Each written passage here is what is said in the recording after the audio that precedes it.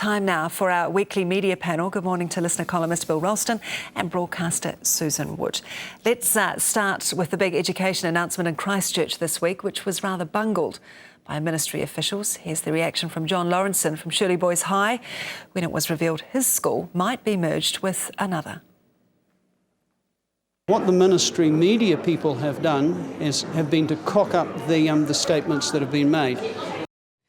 John Lawrenson there. It was quite a cock-up, wasn't it, Bill? It was a cock-up of biblical proportions. And it's really, I'm afraid, no one to blame other than the ministry officials themselves. Part of the problem came with first of all, Jerry Brownlee's office falling out with the NBR reporter, Chris Hutchings, some weeks before over another announcement. He was not sent a media advisory that this big briefing session and press conference was going to occur. He found out through his sources. He arrives at the car park outside the venue to discover principals coming out, very irate. He's talked to, I presume, some of them as his sources, rang his editor in Auckland, gave them the story, but 20 minutes before the press conference actually started, it was up online, and then the Christchurch Press on stuff very quickly followed. If you don't have an embargo on a document that you've got, then you're not under any embargo.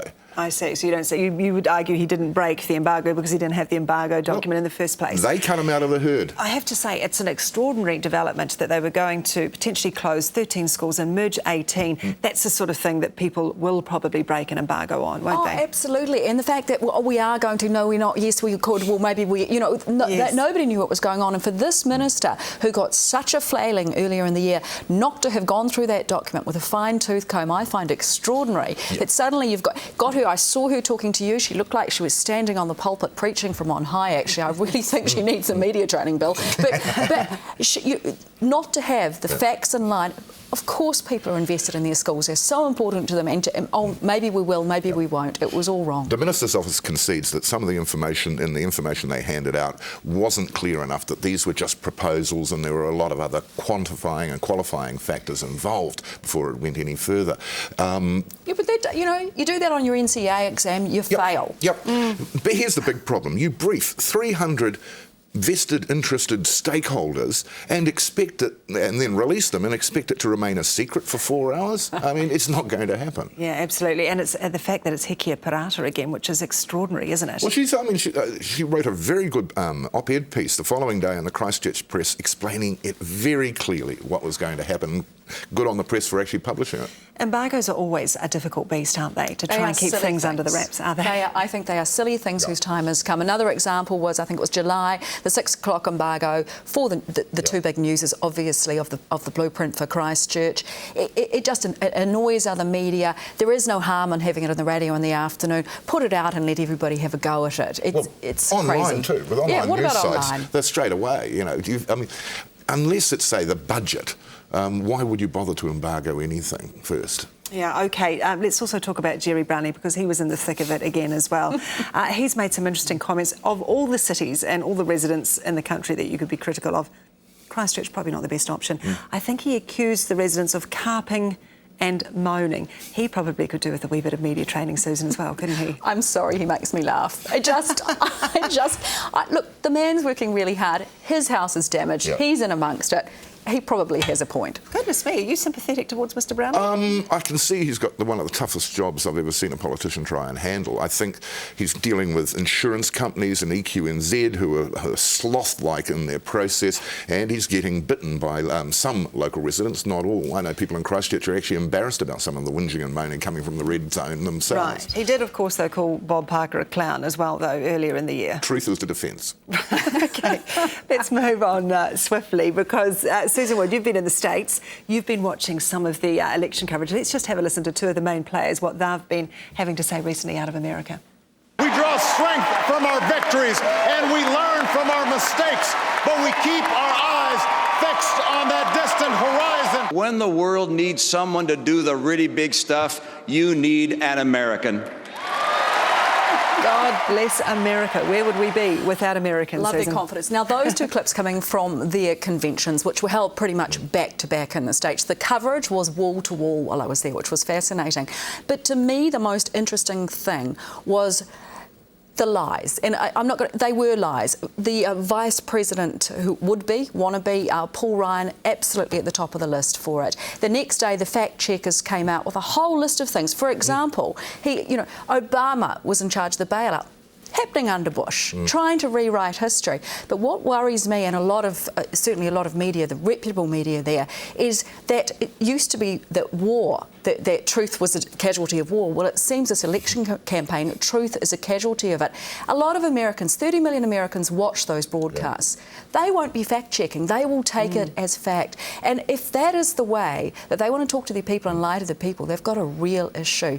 The other thing I noted while I was there, which was quite a different thing, was the shooting outside the Empire State Building. Right. Now, Madman goes and shoots a former co-worker, presents his gun to the police, they shoot him.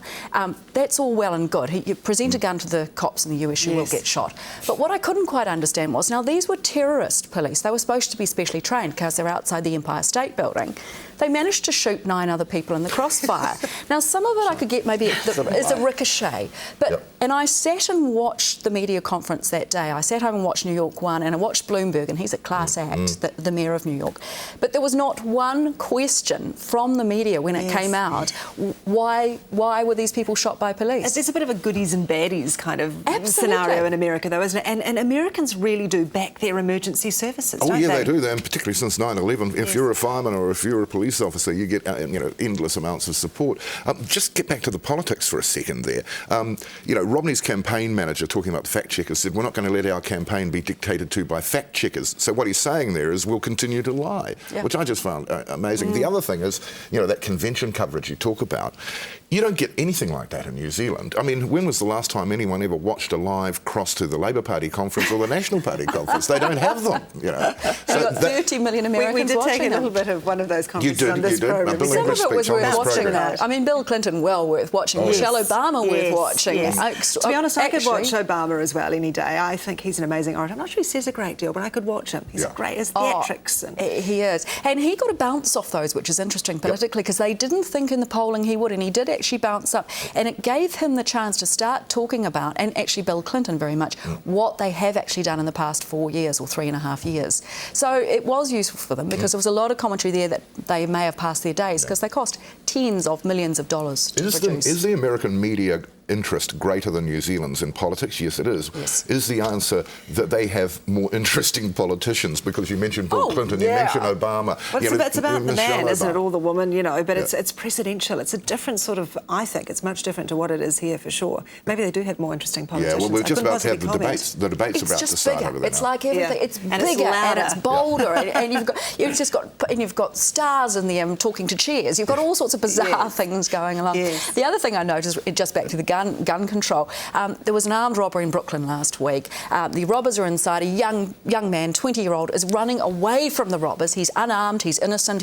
He runs into the policeman. The policeman shoots him and kills him. They call it an accidental discharge. Again, not one question as to do the police maybe need a little more training so they don't shoot innocent people running away. A warning shot to the head. Yeah, not a good idea. Incredible, actually. Also, just finally, New Zealand on-air funding. Can you make a little bit of sense of what you found out this week? Well, look, I've just checked out. I mean, Media 3, is on air, as you will have noticed. Yes. Backbenchers is going to Prime. These are programs that were held up to be TVNZ7's flagship product, and the end of TVNZ7 was the end of public broadcasting. Patently, it is not. Backbenchers is on air. You've got here The Nation on TV3, Media 3 on TV3, Q&A on TV1.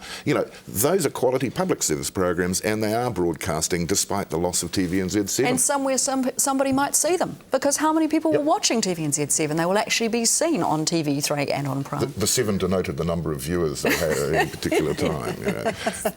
All right, we do have to leave it there. Thank you very much, Bill Ralston from The Listener and broadcaster Susan Wood. Thank you.